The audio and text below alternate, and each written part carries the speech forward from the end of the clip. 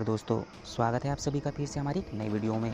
इस बार मई माह में 16 मई को भगवान गणेश की संकष्टी चतुर्थी का व्रत भक्तों के माध्यम से रखा जाएगा। जो भी भक्त भगवान गणेश की संकष्टी चतुर्थी का व्रत विधिपूर्वक किया करते हैं, भगवान उनकी सभी कामनाएं पूर्ण करते हैं। साथ ही साथ जो भी भक्त श्रद्धापूर्वक संकष्टी चतुर्थी का व्रत को पूर्ण करते हैं, उनके जीवन में आने वाली सभी संकट बाधाएँ दूर होती हैं। तो चलिए आज वीडियो के माध्यम से आपको संक्षिप्त और सरल पूजा विधि हम बताने वाले हैं, ताकि आप गणेश संकष्टी चतुर्थी का व्रत आप विधि पूर्वक संक्षिप्त पूजा विधि के माध्यम से आप भगवान गणेश की संकष्टी चतुर्थी के व्रत को आप पूर्ण कर पाएँ।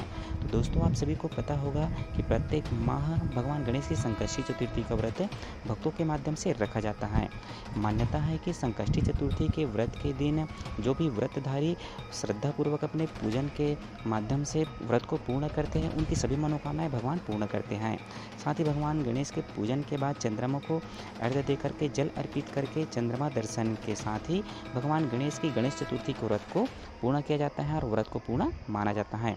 इसलिए अंत में आप पूजन के बाद जरूर से आप संध्या काल के समय चंद्रोदय के बाद भगवान चंद्र को अर्घ्य दे करके आप अपने पूजन को आप जरूर से आप पूर्ण करेंगे। तो दोस्तों, इस संक्षिप्त और सरल पूजा विधि के माध्यम से आप अपने व्रत को पूर्ण कर पाएंगे। साथ ही भगवान से अपनी कामना आप जरूर से करते हुए अपने पूजन को संपन्न करेंगे। गणेश संकष्टी चतुर्थी पर व्रत रखने से सभी संकट दूर होते हैं। साथ ही जीवन में सुख समृद्धि और यश कीर्ति की प्राप्ति होती है। साथ ही भगवान गणेश की कृपा सदैव भक्तों पे बनी रहती है।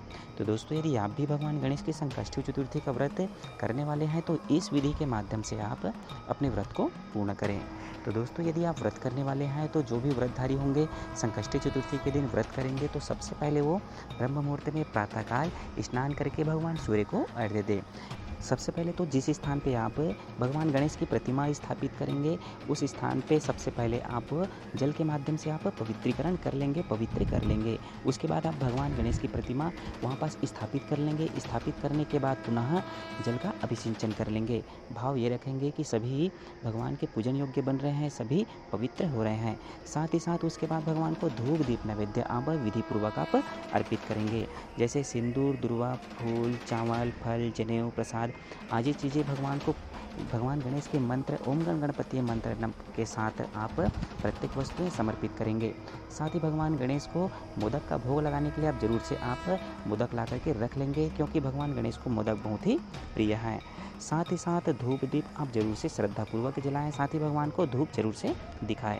साथ ही आसन पर बैठ करके कम से कम 108 बार ओम गण गणपति मंत्र का आप जरूर से जप करें। साथ ही साथ उसके पश्चात आप भगवान गणेश को अपने अनुसार जो भी बन पड़े, आप भगवान को अपने द्वारा कमाए हुए कुछ अंश के रूप में आप दक्षिणा जरूर से समर्पित करें। साथ ही साथ घी के दीपक जला करके भगवान गणेश की आप विधिपूर्वक आरती उतारें। आरती उतारने के बाद भगवान गणेश को आप पुनः धूप दीप नैवेद्य समर्पित करते हुए आप भगवान गणेश को मोदक का भोग जरूर से लगाएं। उसके साथ ही साथ आप अंत में क्षमा प्रार्थना करते हुए अपने पूजन को आप पूर्ण करेंगे। साथ ही साथ संध्या काल के समय जिस भी समय भगवान चंद्रोदय का उदय हो, तो चंद्रोदय का उदय होने के बाद भगवान चंद्र को अर्घ्य दे करके आप अपनी व्रत को पूर्ण करेंगे।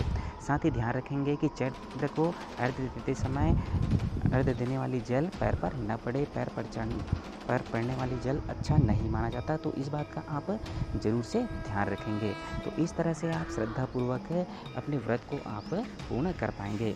जो भी भक्त श्रद्धापूर्वक श्रद्धा भाव के साथ गणेश संकष्टी चतुर्थी का व्रत को पूर्ण किया करते हैं, भगवान गणेश उनके सभी संकट हर लेते हैं। साथ ही उनके जीवन में सुख समृद्धि और यश कीर्ति की प्राप्ति होती है। साथ ही उनके जीवन में मंगलकारी परिवर्तन होने लगते हैं।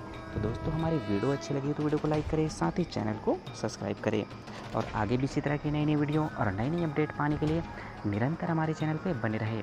तो मिलते हैं दोस्तों अगली वीडियो में कोई नई जानकारी के साथ। तब तक के लिए ओम श्री गणेशाय नमः।